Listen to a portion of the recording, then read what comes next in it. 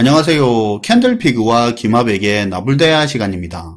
지금 총선 이슈 때문에 경제기사가 진짜 안 나오는 것 같은데요. 그럼에도 불구하고 지금 총선 이후로 부동산 PF 부실이 터지는 게 현실화되는 거 아니냐고 하면서 경제 면에서 4월 위기설에 대해서는 내용이 쏟아지고 있는데요. 그래서 오늘은 이 부분에 대해서 이야기를 좀 해볼까 합니다. 반갑습니다, 김합백님. 네, 안녕하세요.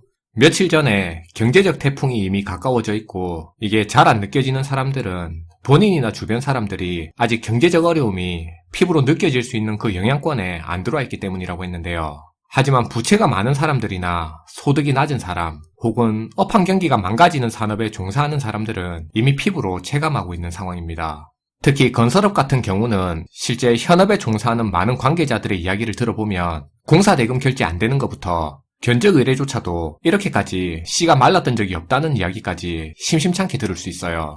제 아는 분 동생이 중장비 쪽 사업하는데 진짜 죽으려고 하더라고요. 현장이 없대요. 네. 현재 총선이라는 큰 선거기간이라 정치권 뉴스들에 묻혀서 경제 관련 기사들이 거의 안 나오고 있는데, 근데 부동산 PF 문제를 중심으로 한 건설업계에 대한 내용은 지금 상황이 굉장히 심각한 만큼 기사가 많이 쏟아지고 있는데요. 물론 저축은행, 증권사, 캐피탈사 등 여기에 엮여있는 금융사들 이야기는 건설사 관련 기사에 비해 상대적으로 적기는 하지만 결국 서로 똘똘마리로 엮여있기 때문에 PF 부실 폭탄 터지면 바로 도미노처럼 여파가 번질 수밖에 없는 건 사실입니다. 그동안 정부 당국은 부동산 경기 회복을 기다리면서 건설사를 지원 중심으로 부동산 PF 문제에 대응해 왔는데요. 하지만 부동산 경기 회복의 기미는 전혀 안 보이고 각종 지원을 하더라도 갈수록 건설사들의 부실 규모와 연체, 도산 상황이 심각해지다 보니까 그래서 이제 정부도 올해부터는 사업성이 있는 곳 없는 곳 옥석 가리기를 통해서 강도 높은 구조조정을 진행하겠다고 밝힌 상태입니다. 능동적, 선제적으로 움직이는 게 아니라 수동적으로 억지로라도 더 이상 구조조정을 안 하고는 미루고는 못 버틸 상황이라 그런 건데요. 말은 작년 연말, 올 초부터 한다고 하기는 했었는데 이런 건설사들의 PF 사업장을 구조조정하는 과정에서 사실 충격이 필연적이기 때문에 선거 영향을 의식해서 본격적인 구조조정도 사실상 총선 이후로 미룬 상태나 마찬가지라고 볼 수 있을 것 같습니다. 사실 그런 거야 공식적으로 말하지도 않겠지만 말을 안 해도 그거 모르는 사람이 있겠습니까? 네. 아무튼 이렇다 보니까 현재 총선 이후 부동산 PF를 중심으로 4월 위기설이 등장하고 있는 건데요. 일단 지금 건설업계가 처한 상황을 보면 국토부에 따르면 지난해 한 해에만 폐업한 건설사 수가 1948곳으로 2006년 이후로 최대치에 이르고 있고, 이런 상황이 올해도 지금 마찬가지인 게 아직 1년 중에 4분의 1밖에 안 지난 시점인데 국토교통부의 통계 수치에 따르면 올해 들어 폐업한 건설사 수도 벌써 700곳 가까이 된다고 하고 있습니다. 뿐만 아니라 경남의 남명건설, 인천의 영동, 울산의 부강, 광주 전남의 송악, 세움건설 등 시공능력평가 순위 100위권에 있는 중견건설사들이 줄줄이 법정 관리 신청을 해서 무너지고 있는 상황이 펼쳐지고 있고요. 여기에 건설사들의 임금 체불 문제도 지금 심각한 게 임금 체불의 규모가 현재 4,300억을 넘기는 등 건설업계 전반이 현재 심하게 휘청거리고 있고, 이러다 보니 건설사들의 이런 임금 체불 때문에 건설직 근로자들까지도 자신들의 진 빚의 채무 상환을 못해서 이들의 개인 대출 연체율까지 덩달아 같이 올라가는 문제가 지금 발생하고 있는 상황입니다. 건설업에 종사하는 사람들 연체율을 오르는 거, 그 이야기는 기사에서 본 것 같습니다. 네, 여기에 다른 문제가 또 있죠. 우리가 잘 아는 일부 메이저 건설사들을 제외하고는 중견 건설사들이 자금 사정이 굉장히 나쁜 상황인데요. 중견 건설사들이 연금리 8% 9%대로 회사채를 발행해도 채권시장에서 이들 회사채가 관심을 못 받고 안 팔리고 있는 상황입니다. 앞에서 나온 얘기처럼 1년의 건설사들이 수천 개씩 지금 폐업하고 망하고 하면서 쓰러져 나가고 있으니까요. 이게 섣불리 사기가 불안한 거죠. 그래서 중견 건설사들이 자금 조달을 지금 제대로 못하고 있는 현실입니다.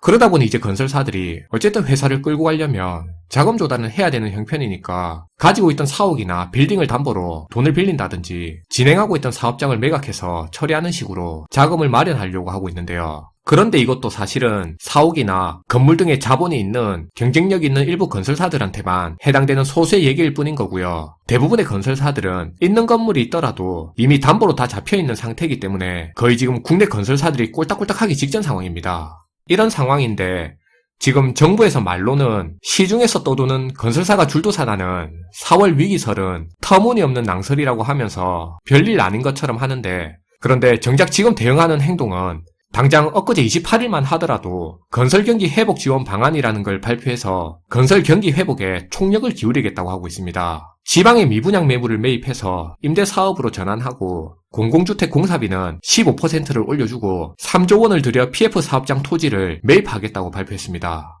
건설사가 줄도산하는 4월 위기설은 낭설이니 뭐니 하면서 딱 잘라 말하는가 하고는 다르게 정작 대응은 2008년 글로벌 금융위기 때와 IMF 외환위기 당시에 썼던 그런 정책을 이번에 다시 한번 또 꺼내든 겁니다. 또한 금융당국은 부동산 PF 부실 우려를 일축하는 근거로 부실이 터져도 금융권이 감당 가능하다는 그런 이야기를 하는데요. 부동산 PF 자금 대중 금융사들한테 손실이 날 위험이 있는 대출을 미리 손실로 잡아놔라면서 대손 충당금을 높이라고 금융사들한테 그동안 강조를 했고 실제로 금융사들이 이미 대손 충당금을 현재 높여놨기 때문에 혹시라도 부동산 PF 부실이 터진다 하더라도 그 위험이 금융권 전반적으로 번질 가능성이 굉장히 낮다고 하는 그런 논리입니다. 작년 하반기부터 금융당국이 금융사들한테 충당금 늘려잡으라고 쪼오기도 많이 쪼았고 금융사들이 빌려준 돈 떼였을 때 그거 메꿔 넣을 그 충당금 규모도 늘린 건 사실인 건 맞는데 근데 이 충당금 관련해서 말이 계속 나왔던 걸로 제가 기억을 하는데요. 맞아요. 그냥 말만 들으면 금융권이 PF 부실 충격을 대비해서 충당금을 미리 충분히 쌓아놨기 때문에 만반의 준비가 돼 있는 것처럼 그렇게 들리는데요. 그런데 금융권이 충당금으로 사용할 그 돈이 하늘에서 그냥 뚝 떨어지는 건 아니잖아요. 금융당국이 부실 사업장에 대한 충당금 적립하라고 계속 강조하면서 쪼아대니까 이 금융권에서는 이런 충당금 자금 마련한다고 멀쩡히 잘 돌아가는 사업장을 정리해서 자금을 마련하고 있다는 기사까지 지금 나오고 있습니다. 왜 멀쩡한 사업장을 정리하는 거죠? 현금을 마련해야 되니까요. 부실 사업장 내놓으면 안 팔리잖아요. 뭐라도 팔아야 돈을 마련하는 거죠. 그러니까 부실한 사업장은 그냥 만기 연장을 하는 거고요.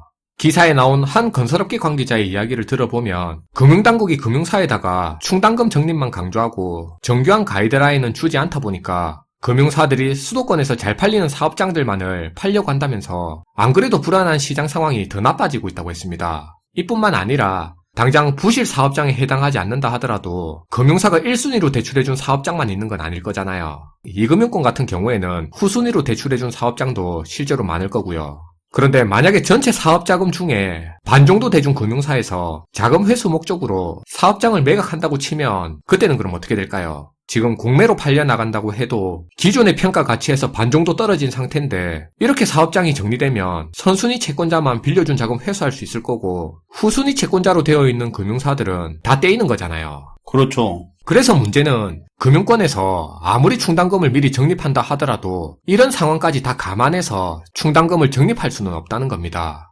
그러니까 금융사들이 지금 PF 부실에 대비해 충당금 수준을 높여놨다고 해서 무조건 괜찮다는 건 좀 아니란 판단일 수 있다는 겁니다. 어쨌든 지금 부실해진 이 부동산 PF 문제와 관련해서 구조조정을 어떻게든 하기는 해야 되는 상황인데 그런데 이 문제와 관련해 얼마 전에 대표적인 글로벌 IB인 시티에서 우리 부동산 PF 문제와 연계해 한국 경제에 대해 충격적인 보고서를 하나 발표한 게 있습니다. 보고서 내용을 보면 현재 부동산 PF의 직접적인 위험 노출의 규모는 202조 6천억 원으로 국내 GDP의 약 9%에 달하는 수준이라고 합니다. 이렇게 들으니까 또 엄청 규모가 크네요. 네. 그리고 이 중에서 부실 PF 규모는 전체 PF의 약 55%로 110조 7천억 원 정도 돼서 국내 GDP의 5% 규모에 이른다고 하는데요. 그래서 시티에서 평가하기로는 올 하반기부터는 우리 정부에서 부동산 PF 대출과 비은행 금융기관 그리고 건설 부분에서 본격적인 구조조정에 적극적으로 나설 가능성이 높다고 평가하고 있습니다. 그 과정에서 경착륙이 일어나게 되면 올해 우리 경제 성장률이 1.4%, 내년에는 0.4%까지 경제가 추락할 수 있다고 지적을 했습니다. 0.4%요? 네, 거의 확실한 침체인 거죠. 실제 시티 쪽에서 나오는 이런 전망처럼 현재 시장에서도 부동산 PF로부터 금융위기가 발생할 거라는 그런 우려가 가라앉지 않고 계속 거론되고 있고 증권사, 캐피탈사, 저축은행, 새마을금고 등 진앙지를 바꿔가면서 위기설이 계속 불거져 나오고 있는 상황입니다. 개인적으로는 그래요. 몇 올 위기설처럼 그렇게 날짜 콕 집어서 위기 날짜 찍어서 이야기하는 거 웃긴 것 같고 호사가들이 선호하는 표현 문구인 것 같은데요. 하지만 이 부분은 정말 중요한 것 같습니다. 언제 터져도 이상할 게 없다는 건 사실이라는 거예요. 지금 상황이 상황이니만큼 정부뿐만 아니라 한국은행까지 나서서 PF 문제의 여파가 제한적이라고 하면서 세간의 우려를 진화한다고 진땀을 빼고 있는 그런 상황인데 22년 하반기부터 시작된 이 부동산 PF 문제가 이제는 빠르게 절정으로 향해 가고 있는 이 분위기 정도는 우리가 이제 알고 감안하고 있어야 할 것 같습니다. 네, 오늘도 잘 들었습니다, 김하백님. 네, 감사합니다. 2010년대 이후 경제성장 원동력이 꺾이면서 우리나라도 중국 못지않게 부동산의 경제의 많은 부분을 의존해서 경제를 키워왔는데요. 다만 부동산에 의한 경제성장은 그 특징상 지속적인 부동산 가격 상승이 받쳐줘야 부수고 짓고 하는 이 개발 사업이 지속적일 수 있는데요. 이게 중간에 제대로 된 부동산 가격 조정 한 번 없이 상승이 지속되는 바람에 우리나라 집값이 대출을 받아도 살 수 없는 가격까지 올라서 그 한계를 맞이한 거죠. 밑도 끝도 없이 갑자기 50년 만기 대출까지 등장했다가 욕먹고 기어 들어간 게 그걸 증명해주는 사건이기도 하고요. 아무튼 부동산 PF 문제가 금융권뿐만 아니라 깡통전세, 역전세 등 임대시장까지도 영향을 줄 수 있는 그 문제인 만큼 유심히 지켜볼 필요가 있습니다. 시청해주셔서 감사하고요. 지금까지 나불대화 시간이었습니다.